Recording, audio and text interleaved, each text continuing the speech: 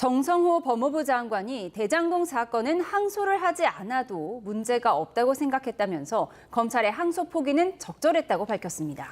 하지만 전국 검사장과 지청장들은 납득할 수 없다며 집단 성명을 내고 노만석 검찰총장 직무대행의 자진 사퇴를 촉구하고 나섰습니다. 자세한 내용 김광선 변호사와 함께 짚어보겠습니다. 어서 오십시오. 네, 안녕하세요.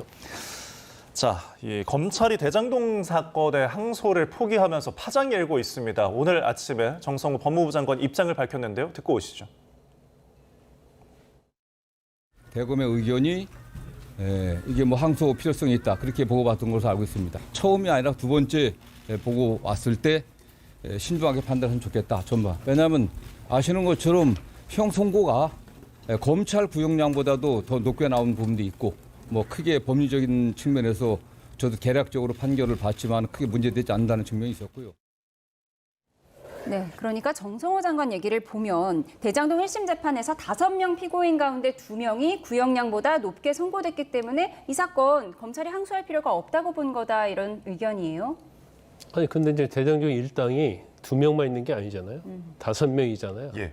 그런데 2명은 구형보다도 1년씩 높게 나왔고 그다음에 나머지 3명은 구형량의 3분의 2 이하로 나왔어요. 그러면 현재 대검 애규에 의하면 중대 사건인 경우에는 구형량보다 3분의 2 이하가 나오면 이제 항소를 하기로 되어 있죠. 예. 그래서 구형량보다 높게 나왔다는 것은 5명 중에서 2명에 불과한 거거든요. 그래서 저거 자체가 구형량보다 높게 나왔기 때문에 항소할 필요가 없다. 이 말은 사실 이제 논리적으로 맞지 않는 거고 예. 중요한 것은 구형도 구형이지만 이제 뇌물이랄지 업무상 배임과 관련된 특경법 예. 이게 무죄가 나왔잖아요. 일부가. 그러면 관례대로 한다면 무죄 나온 사건에 대해서는 사실은 거의 100% 항소를 합니다. 그런데 이게 뭐 단순한 교통사고랄지 아니면 뭐 조그만 사기죄랄지 그런 데서 무죄가 나온 게 아니고 얘는 엄청난 사건이잖아요. 더군다나 그로 인해서 이득을 업무상 배임으로 인해서 이제 7천억 이상을 어떻게 보면 이익을 봤다는 그런 사건이기 때문에 사실 일반적인 무죄 사건과 비교할 수 없는 거죠. 그렇다고 한다면 이제 항소해서 2심에서 이제 판단을 받아봐야 하는데 구형량으로 보든지 아니면 무죄가 나온 걸로 보든지 어느 쪽에도 다 항소의 대상이 된다고 볼 수 있는 거죠. 예. 근데 구형보다 1심 선고가 더 많이 나온 이유나 그런 법리는 어디에 있는 걸까요? 아, 그 이제 판사의 어떤 양형은 재량적인 건데 예. 지금 5명이잖아요. 예. 그런데 그 중에서 이제 유동규가 성남도시개발공사 본부장을 했기 때문에 예. 그 중에서 가장 주범이라고 생각하는 것 같아요. 그리고 아마 구형 자체가 검찰에서 유동규 전 본부장이 검찰에 상당히 많이 협조를 했었잖아요.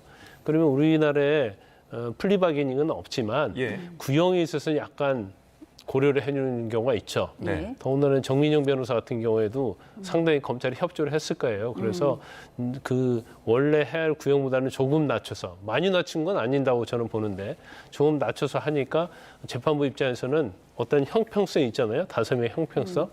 그걸 고려해서 형을 선고를 하다 보니까 한 1년 정도 형을 높게 선고한 것이다 이렇게 볼 수 있을 것 같습니다. 예. 결국 이 논란의 관건은 검찰의 윗선인 법무부가 수사 지휘를 했는지 여부인데 오늘 정성호 법무부 장관 얘기를 들어보면 대검에 항소를 신중히 하라는 의견은 전달했다. 하지만 개별 사건에 대한 지휘를 한 적은 없다 이렇게 부인을 했거든요. 이 부분 어떻게 해석하십니까? 지금 이제 검찰청법에 의하면 법무부 장관은 수사 지휘를 할 수 없어요. 네. 단지 검찰총장을 통해서 구체적인 사건에 지휘하도록 되어 있거든요. 그래서 이 부분이 아마 정성호 장관이 굉장히 신경을 많이 썼을 겁니다. 잘못하면 법 위반으로 야당으로부터 고발을 당할 수도 있죠. 그러면 의견은 신중하라고 의견만 전달했다는 건데 그러면 항소하지 말라고 지휘를 하는 건 아니잖아요. 그러면 결과적으로 대검의 노만석 검찰총장 직무대행이 예. 그 의견을 받아가지고 알아서 한 게 아니냐 이제 그런 비판이 좀 있을 수 있어요.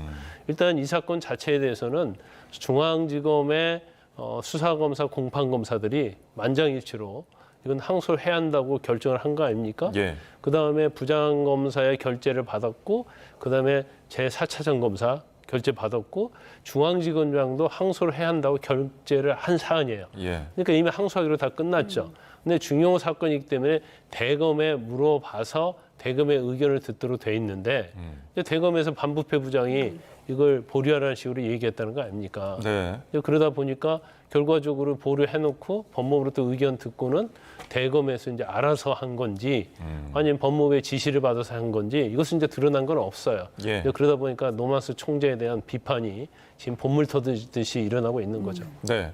그래서 지금 논란이 되는 게 이번에 불이익 변경 금지 원칙 적용에 대한 부분인 것 같은데 이게 정확히 어떤 걸 말하는 건가요? 저 1심에서 선고가 됐습니다. 예. 그런데 피고인들만이 항소를 했어요. 예. 그러면 항소심에서는 항소한 피고인에게 불리하게 선고를 할 수가 없어요. 그러니까 2심 재판부에서 형량이 너무 작다 한 범죄에 비해서 그러면 항소심에서도 올려칠 수 있는 거고 그다음에 1심에서 무죄 판결 자체 보니까 무죄가 아니에요. 그럼 유죄 판결을 바꿀 수 있어요. 그런데 피고인들만 항소하면 피고인들에게 불리하게 못하기 때문에 이걸 자체적으로 할 수가 없는 거예요, 법적으로. 그렇기 때문에 이제 검찰이 항소를 해야만이 불이익 변경 금지 원칙이 적용이 안 된다는 거죠. 그래서 검찰이 항소하면 무죄를 유죄로 바꿀 수 있고 경우에 따른 형량을 대장동 일당에 대해서 형량을 더 높일 수 있는데 예. 그 기회가 아예 사라져버린 거죠. 그러면 결과적으로 대장동 일당은 무죄받은 사건을 결국 대법원까지 간다 하더라도 그대로 무죄가 확정돼 버리는 그런 이상한 결과가 올 수 있는 거죠. 네, 결국 피고인들은 항소를 했는데 검찰이 항소를 포기하면서 피고인들 이익에 맞게 1심보다 같거나 낮은 형이 선고될 수 있다. 이 부분 정리해 주셨는데 그리고 근데 중요한 건 지금 부당이익금 환수 문제잖아요. 네. 지금 검찰이 구형한 건 수천억 원의 환수금을 징수해야 된다는 것이었는데 지금 이 부분을 가져올 수 없게 됐다. 이것이 논란이 되고 있거든요.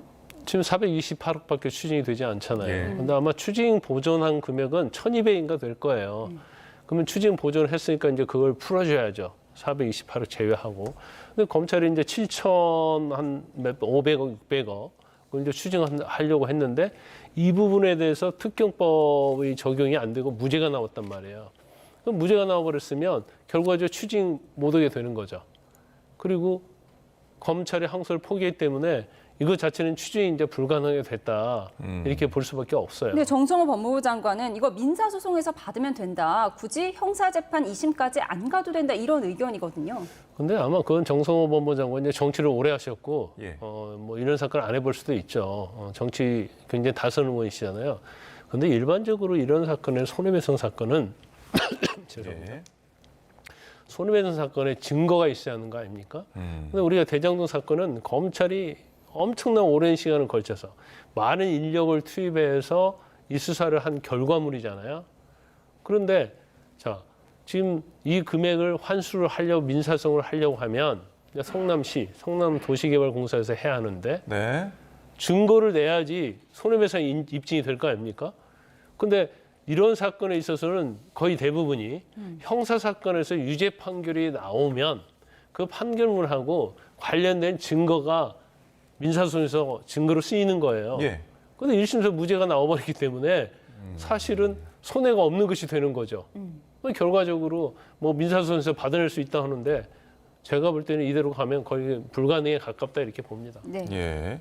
지금 이 항소 포기를 한 것을 두고 이제 정치적인 부분에 대해서도 시각들이 많이 이제 나오고 있는데 정성호 법무장관은 어쨌든 이 항소 포기가 이재명 대통령과는 무관하다라고 이제 밝혔습니다. 법 쪽에서 좀 어떻게 바라보고 있습니까? 아니 무관할 수는 없죠. 왜냐하면 대장동 사건의 수뇌부는 이재명 대통령이었잖아요. 성남시장이었고 그래서 이번 형사재판 1심에서도 사법 수뇌부에게 책임이 있다는 식으로 얘기를 했어요. 예. 단지 이제 이재명 대통령이 관여를 했냐 안 했냐 그 부분에 대해서는 사실은 보류를 한 거죠. 예. 언급을 하지 않았지만 그런데 지금 이 사건이 왜 이재명 대통령 관계가 있을 수도 있냐면 저희 1심에서 검찰이 항소를 안 했기 때문에 배임죄와 관련된 부분 자체가 어떻게 보면 2심 항소심 아니 대법원 통해서 이게 무죄로 돼버릴 수 있거든요.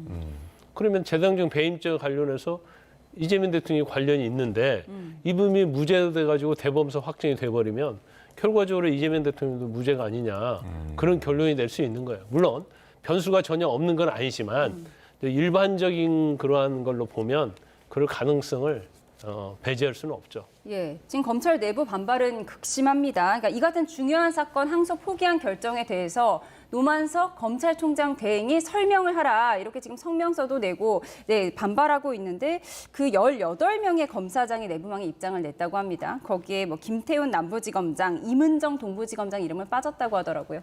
뭐 그분들은 뭐 일단 현 정부하고는 상당히 친밀한 검사로 알려져 있잖아요. 그랬으니까 그 검사들은 뭐 여기에 대해서는 언급하지 않는 것 같고 예. 일단은 뭐 검사장들이 이게 친윤 검사냐 아니냐를 떠나서 지금 검사들은 굉장히 격앙이 돼 있는 것 같습니다. 예. 더구나 대검 연구관들이 노만석 총장 대행 찾아갔다는 거 아닙니까? 그래서 이유를 밝히고 이제 사퇴하라고 의견서까지 다 제시를 했다는 거예요. 그런데 이제 노만석 총장이 뭐라고 얘기했냐면 이것은 용산과 법무부와 검찰 관계를 고려한 것이다. 이렇게 얘기를 했다고 하니까 이건 놀랄 소지가 또 있는 거죠. 거기 용산을 끌어들였잖아요. 직무대행이. 그러다 보니까 대통령의 지시를 받았냐 아니면 법무장관 정성호 장관의 지시를 받았냐 그런 이제 의혹이 있을 수밖에 없다 이렇게 볼 수밖에 없고 노만석 총장 직무대행은 제가 볼 때는 여러 가지 이제 검찰에서 많이 불신을 받고 있는 것 같아요. 왜냐하면 그럼 수장이잖아요. 그럼 검찰이 폐지된다고 했으면 사실은 거기에 대해서 자신의 책임도 있다는 취지로 이야기해야 하는데 네. 이제 전에 보니까 뭐 국회 국정감사 나와서 이거 자업자득이다. 그런데 검찰 수장이 사실은 속으로는 그렇게 생각할지언정 그러면 하면 안 되거든요. 그러다 보니까 그러한 언사에 대해서 이제 검사들이랄지 검찰 내부에서는 굉장히 많이 격앙돼 있는 것 같습니다. 네, 내부적인 이야기까지 좀 짚어주셨습니다. 자, 지금까지 저희 김광선 변호사와 함께 이번 사안 짚어봤는데요. 고맙습니다. 고맙습니다.